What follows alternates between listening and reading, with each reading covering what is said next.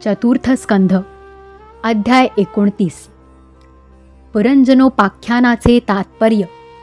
प्राचीन बर्ही म्हणाला, भगवन, आपल्या म्हणण्याचे तात्पर्य पूर्णपणे मला समजले नाही. विवेकी पुरुषच याचे तात्पर्य समजू शकतात. कर्माने मोहित झालेले आम्ही नाही.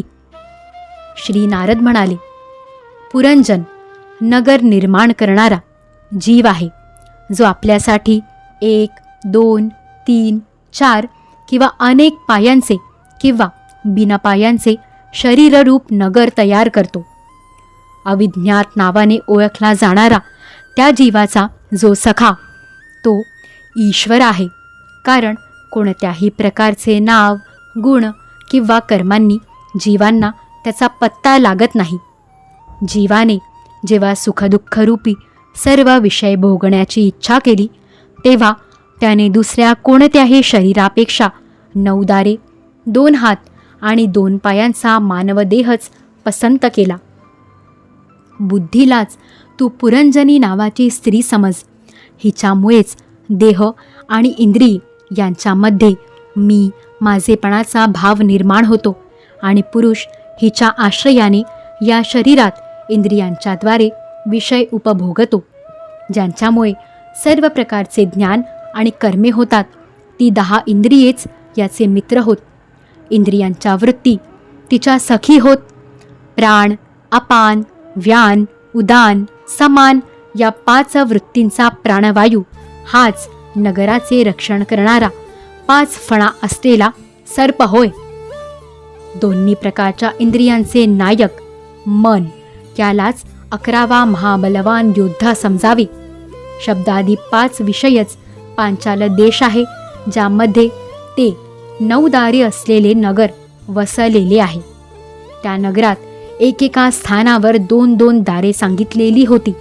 ती म्हणजे 2 डोळे, 2 नाकांची छिद्रे आणि 2 कर्णछिद्रे होत. त्यांच्या जोडीने मुख, लिंग आणि गुदा हे 3 आणखी त्यात मिळवून 9 दारे होतात. यांच्याद्वारेच तो जीव इंद्रियांसह बाह्य विषयांकडे जातो. यांपैकी जे 2 डोळे, 2 नाकाची छिद्रे आणि 1 मुख ही 5 पूर्वेकडील दारे होत. उजव्या कानाला दक्षिणेकडील आणि डाव्या कानाला उत्तरेकडील दार समजावे. गुदा आणि लिंग ही खालच्या बाजूची 2 छिद्रे पश्चिमेकडील दारे होत. खद्योता आणि आविर्मुखी नावाची एका ठिकाणी जी 2 दारे सांगितली होती, ते डोळे होत. तसेच रूप म्हणजे विभ्राजित नावाचा देश आहे, ज्याचा जीव या दारांमार्फत डोळ्यांच्या साहाय्याने अनुभव घेतो. डोळ्यांनाच सुरुवातीला द्युम्मान नावाचा मित्र म्हटले आहे. नाकाची दोन्ही छिद्रे नलिनी आणि नालिनी नावाची दारे होत आणि नाकाचा विषय गंध हाच सौरभ देश होय. म्हणजेच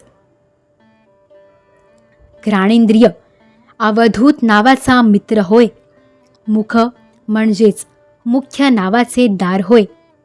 त्यात राहणारे वागिंद्रिय विपण नावाचा मित्र होय आणि रसनेंद्रिय रसविद नावाचा मित्र आहे. वाणीचे कार्य आपण होय व वेगवेगळ्या प्रकारचे अन्न बहुधन आहे. तसेच उजवा कान पितृहू आणि डावा कान देवहू म्हणविला जातो.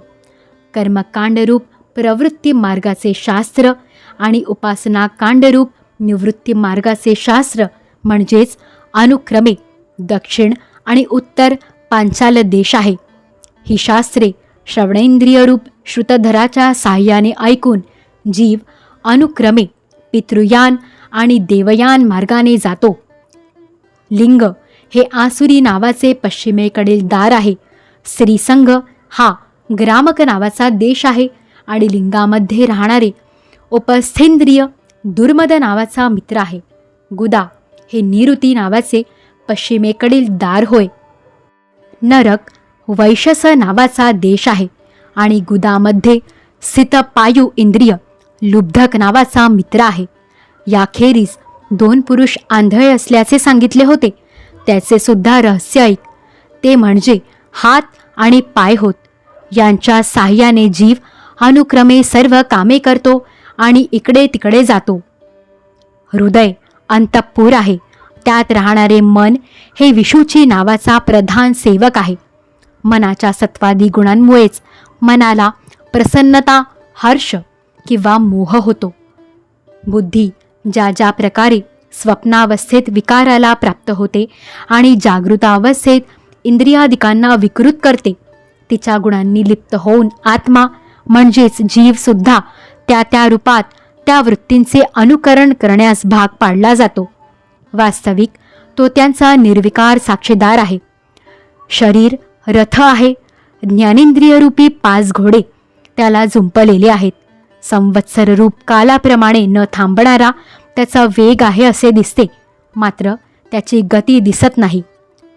पुण्य आणि पाप ही 2 प्रकारची कर्मे त्याची चाके आहेत. 3 गुण ध्वजा होत आणि 5 प्राण लगाम आहेत. मन लगाम आहे. बुद्धी सारथी आहे. हृदय बसण्याचे ठिकाण आहे. सुखदुःखादी द्वंद्वे जोखड आहेत. इंद्रियांचे 5 विषय त्यात ठेवलेली आयुधे आहेत आणि त्वचा इत्यादी धातू त्याचे आवरण आहे. 5 कर्मेंद्रिये त्याच्या 5 प्रकारच्या गती आहेत. या रथावर चढून हा जीव मृगजाप्रमाणे खोट्या विषयांच्या पाठीमागे धावतो. 11 इंद्रिये त्याची सेना आहे आणि 5 ज्ञानेंद्रियांच्या द्वारा त्या त्या इंद्रियांच्या विषयांना ग्रहण करणे हेच त्याचे शिकार खेळणे होय. ज्याच्याद्वारा काळचे ज्ञान होते ते संवत्सर म्हणजेच चंडवेग नावाचा गंधर्व राज होय. त्याच्या अधीन असणारे जे 360 गंधर्व म्हणून सांगितले आहेत ते दिवस होत आणि 360 गंधर्व स्त्रिया म्हणजेच रात्री होत. हे आळीपाळीने फिरत राहून मनुष्याचे आयुष्य हरण करतात. वृद्धावस्थाच साक्षात कालकन्या होय. तिला कोणीही पुरुष पसंत करीत नाही. तेव्हा मृत्यूरूप यवन राजाने लोकांचा संहार करण्यासाठी तिचा बहीण म्हणून स्वीकार केला. मानसिक क्लेश आणि शारीरिक कष्ट हेच त्या यवन राजाचे पायदळ आहेत. तसेच प्राण्यांना क्लेश देऊन तत्परतेने मृत्यूच्या मुखात घेऊन जाणारे शीत आणि उष्ण हे 2 प्रकारचे ज्वर म्हणजेच प्रज्वार नावाचा त्याचा भाऊ होय. अशा प्रकारे हा देहाभिमानी जीव अज्ञानाने आच्छादित होऊन अनेक प्रकारचे आदिदैविक, आदिभौतिक व आध्यात्मिक कष्ट भोगीत 100 वर्षेपर्यंत मनुष्य शरीरात पडून राहतो. खरे पाहता तो निर्गुण आहे, परंतु प्राण, इंद्रिये आणि मनाच्या धर्मांना आपलेच आहेत असे समजून मी माझेपणाच्या अभिमानाने बांधला जाऊन क्षुद्र विषयांचे चिंतन करीत निरनिराळी कर्मे करीत राहतो. तो जरी स्वयंप्रकाश असला तरी सुद्धा जोपर्यंत सर्वांचे परमगुरु आत्मस्वरूप श्री भगवंतांच्या स्वरूपाला जाणत नाही तोपर्यंत प्रकृतीच्या गुणांमध्येच बांधलेला राहतो. त्या गुणांचा अभिमानी असल्यामुळे तो पराधीन होऊन सात्विक, राजस आणि तामस कर्मे करतो आणि त्या कर्मांनुसार निरनिराळ्या योनींमध्ये जन्म घेतो. तो कधी सात्विक कर्मांच्या योगाने प्रकाशमान अशा स्वर्गलोकी जातो, कधी राजस कर्मांच्यामुळे दुःखमय रजोगुणी लोकात जातो. तेथे त्याला विविध कर्मांचे क्लेश भोगावे लागतात आणि कधी तमोगुणी कर्मांच्या द्वारा शोकमय तामसी योनींमध्ये जन्म घेतो. अशा प्रकारे आपली कर्मे आणि गुणांच्या अनुसार देवयोनी, मनुष्य योनी किंवा पशु पक्षी योनीत जन्म घेऊन तो अज्ञानांध जीव कधी पुरुष, कधी स्त्री तर कधी नपुंसक होतो. भुकेने व्याकुळ झालेला बिचारा कुत्रा दारोदार भटकत आपल्या प्रारब्धानुसार कुठे काठीचा मार खातो तर कुठे अन्न खातो. त्याप्रमाणे हा जीव चित्तामध्ये अनेक प्रकारच्या वासना घेऊन उच्च नीच मार्गाने वर खाली किंवा मध्यम लोकात भटकत आपल्या कर्मानुसार सुखदुःखे भोगीत राहतो. आदिदैविक, आदिभौतिक आणि आध्यात्मिक या 3 प्रकारच्या दुःखांपैकी कोणत्याही एकातून जीवाची सर्वथैव सुटका होऊ शकत नाही. जरी असे कधी वाटले तरी ती फक्त तात्कालिक आहे. एखाद्याने डोक्यावर भारी बोजा घेऊन जाताना तो कधी खांद्यावर घ्यावा, त्याप्रमाणे दुःखातून सुटण्याच्या सर्व प्रतिक्रिया समजाव्या. जरी एखाद्या उपायाने मनुष्याची एका प्रकारच्या दुःखातून सुटका झाली तरी दुसरे दुःख त्याच्या डोक्यावर येऊन स्वार होते. हे राजा, ज्याप्रमाणे एका स्वप्नातून पडणारे दुसरे स्वप्न हा स्वप्नातून कायमची सुटका करून घेण्याचा उपाय होऊ शकत नाही, त्याप्रमाणे कर्मफलभोगातून कायमची सुटका होण्याचा कर्म हा मुळीच उपाय होऊ शकत नाही. कारण कर्म आणि कर्मफलभोग दोन्हीही अविद्येने युक्त असतात. जसे आपल्या मनोमय लिंग शरीराने स्वप्नावस्थेत विहार करणाऱ्या प्राण्याला स्वप्नामध्ये प्रत्यक्ष पदार्थ नसतानाही त्यांचा भास होतो, तसेच हे दिसणारे पदार्थ खरोखर नसतानाही अज्ञान निद्रा असेपर्यंत खरेच वाटतात आणि जीवाला जन्म मरणरूप संसारापासून मुक्ती मिळत नाही. म्हणून यापासून कायमची सुटका होण्याचा आत्मज्ञान हाच एकमेव उपाय आहे.